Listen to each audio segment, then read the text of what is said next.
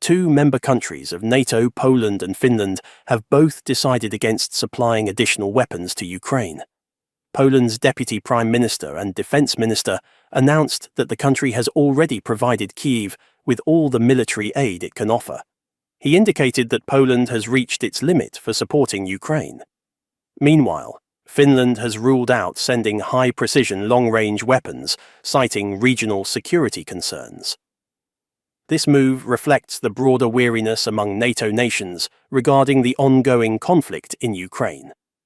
The North Atlantic Treaty Organization, NATO, also called the North Atlantic Alliance, is an intergovernmental military alliance of 32 member states, 30 European and 2 North American.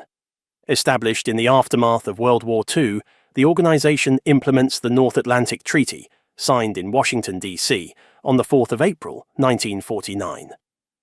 NATO is a collective security system. Its independent member states agree to defend each other against attacks by third parties. During the Cold War, NATO operated as a check on the threat posed by the Soviet Union. The alliance remained in place after the dissolution of the Soviet Union and the Warsaw Pact, and has been involved in military operations in the Balkans, the Middle East, South Asia and Africa. The alliance, NATO, fully supports Ukraine's inherent right to self-defense and its right to choose its own security arrangements. Relations between NATO and Ukraine date back to the early 1990s and have since developed into one of the most substantial of NATO's partnerships. Since 2014, in the wake of Russia's illegal annexation of Crimea, cooperation has been intensified in critical areas. Since Russia's full-scale invasion in 2022, NATO and allies have provided unprecedented levels of support to the Ukraine.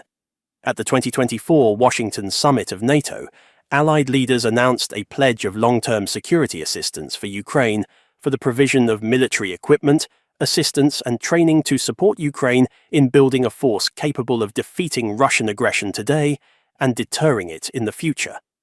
Through proportional contributions, allies intend to provide a minimum baseline funding of EUR 40 billion within the next year, and to provide sustainable levels of security assistance for Ukraine to prevail.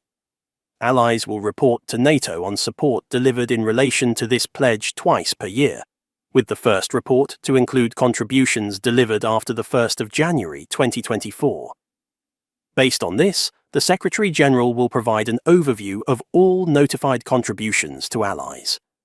Heads of state and government will re-evaluate allied contributions at future NATO summits, starting at the 2025 NATO summit in The Hague. In April, US President Joe Biden approved military support worth almost $61 billion, £49 billion. The US says that air defense interceptors, artillery and long-range precision-guided missiles have since been arriving at the front line. Extra munitions for Patriot air defense systems, more Stinger anti-aircraft missiles, and high-mobility artillery rocket systems, HIMARS, will also be sent, the US Department of Defense says. Germany has been the second-largest donor of military aid to Ukraine, but its government has introduced a draft budget halving next year's donations. It says Ukraine's financing is secure for the foreseeable future due to a scheme by the G7 group of rich nations to raise $50 billion, £39 billion, from interest on frozen Russian assets.